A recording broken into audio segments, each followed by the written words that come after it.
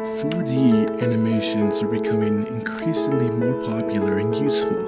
A 4D animation is a tool that is meant to present the building construction through time, and a great way to present the project's schedule or sequence.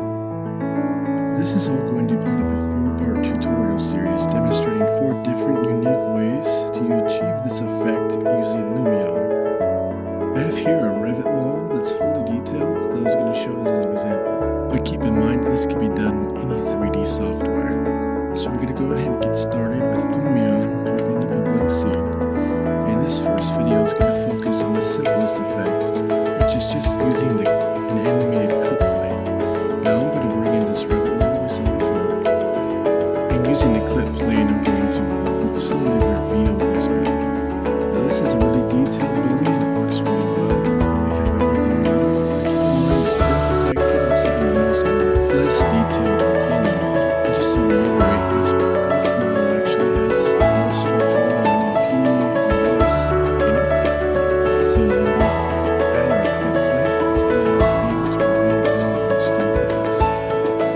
So let's get started with the new clip plane. So we can go to the right tab, and the last tab here, the utilities, bodies. So we're going to the right, and we see all these red,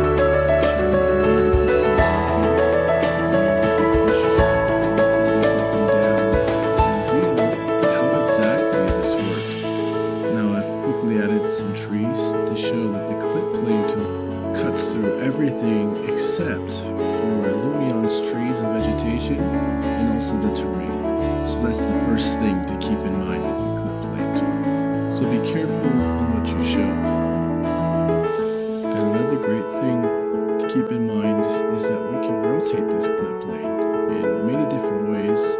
We may not only want to show an up or down cut, maybe we'll do a left or right, and we can even experiment with bank and pitch rotations and get whatever effect we want to see. Every project's different. Now let's go ahead and set up a scene so we can put this effect into practice. So let's go ahead and just start with any simple scene. We could just use one camera shot and give us a decent amount of time. We're going to be using the advanced move tool here. It's found under objects, and there it is, advanced move. And if you haven't used the advanced move tool here, just go ahead and hit the pencil, and you see in front of us we have our time scale. Now we need to make sure that this duration there on the left is longer than our total